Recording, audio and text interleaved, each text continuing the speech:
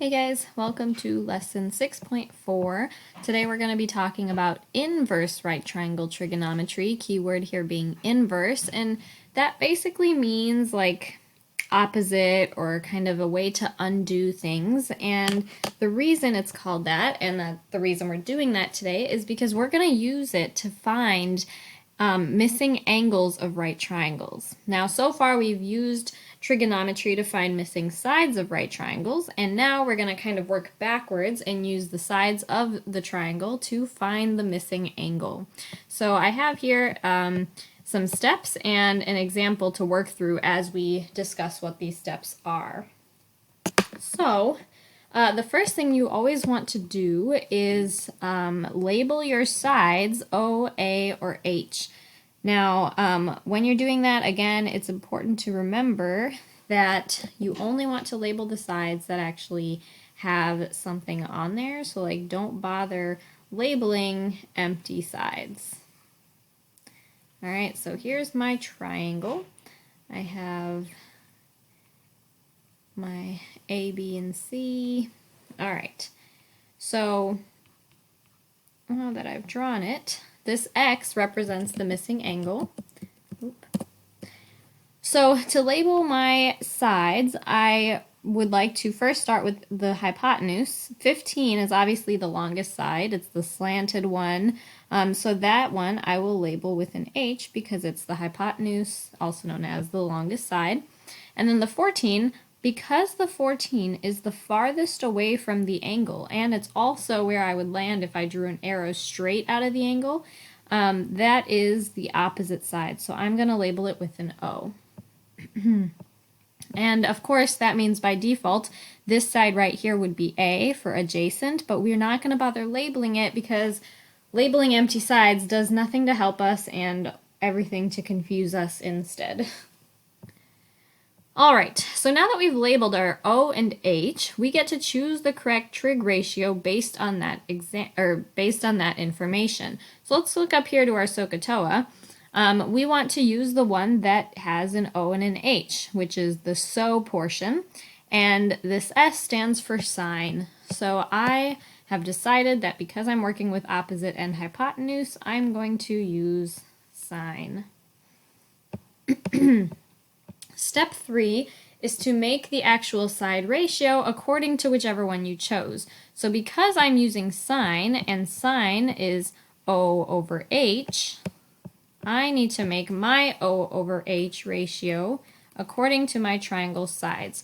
So my O is 14, my H is 15, so my ratio is going to be 14 over 15. It's very important that you're careful and you don't accidentally flip these. Okay, O over H has to be O over H. It cannot be H over O.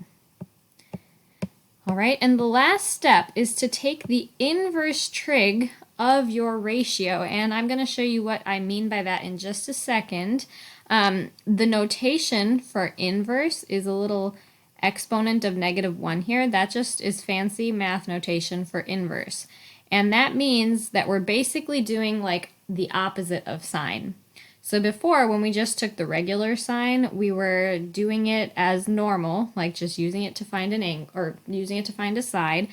But now, because we're going backwards, we have to use this weird inverse version, or opposite version. So we're going to take the inverse sine of the ratio that we created in step 3, and this is something that you actually just pop in your calculator. So here's my calculator, and let me show you how to access the inverse button. All right, and I've written it here too. You press second and then the trig function. So if you look here at my buttons where I have sine, cosine, and tangent, right on top, turned off, right on top of those buttons, I have the inverse version. If you look really closely, it's in blue, right? Sine with the -1, that's sine inverse, cosine inverse, and tan inverse. So to access those blue parts, I have to press the blue button, which is the second button. So I'll press second and then sine. That's how I get sine inverse. And then I'll do 14 divided by 15. Press enter, and we will find that the answer is 68.96. So that tells me that x equals 68.96 degrees. And it's degrees because we found a missing angle, and our angles are always in degrees. Right, and that's it. You'll notice that this process is actually a lot shorter than the other process that we learned when we were trying to find missing sides, so it's pretty nice. All right, I've got 3 more examples here for you. So, for the first one, again, always start by labeling sides. So if my missing angle is here, we're going to start with the arrow trick. It lands on 11, so this is going to be opposite, or O. 25 is the longest side, so we're going to call that H.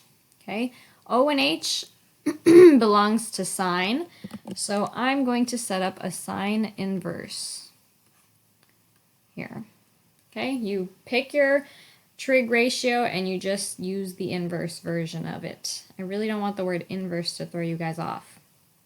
All right, now because I'm using sine, I need to make an O over H ratio. So my O over H is going to be 11 over 25. So that means that that's what I'm going to put in my parentheses. Okay, and so let's bust out the calculator and type what we see. So we have sine inverse, so second sine of 11 over 25. And that gives us 26.1. So this tells me that my angle X is about 26.1 degrees. And that's it. Next example, let's again start by labeling sides. So if we did the arrow trick, this side would end up being the opposite, but we don't care about it because it's empty. So let's start here. We can see that this side's obviously the longest, so it has to be the hypotenuse. And 9 is right next to the angle, so that one has to be adjacent. You can also tell that that's adjacent because we already talked about how this side would have been O, since it's the farthest. So because we are working with A and H, you go up here to our trusty SOHCAHTOA, and we realize that we have to use cosine because we're working with A and H. So my A over H ratio is 9 over 12 because my A is 9, my H is 12. And I've decided to use cosine. Oop.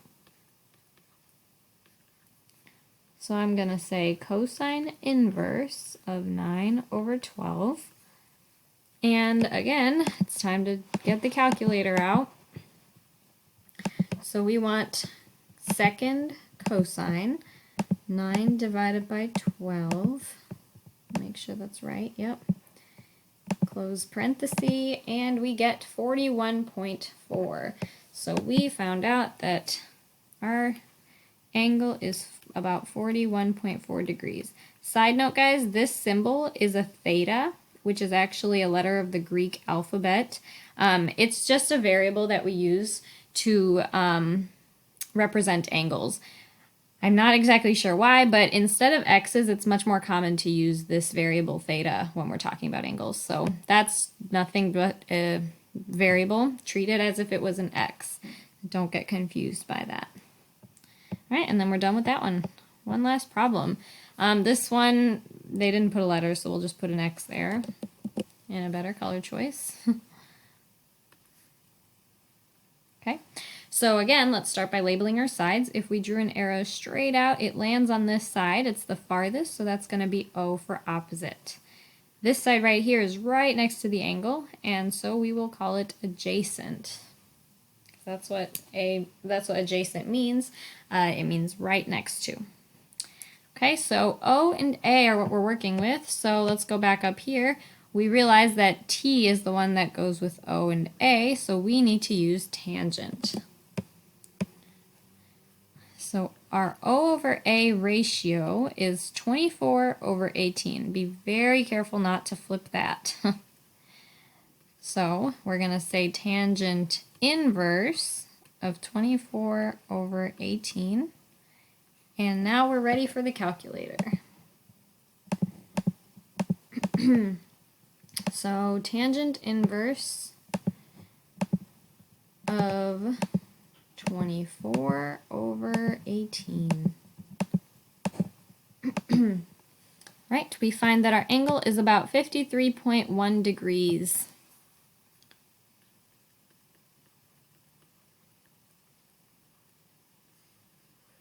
All right, and that is all. Give the practice problems a try, and please reach out if you need any help. Also, please make sure your calculator is in degree mode. If your answers are completely different than what I'm getting and you're typing exactly what I'm typing, chances are you might be in radian mode. So please fix that before we have a next test.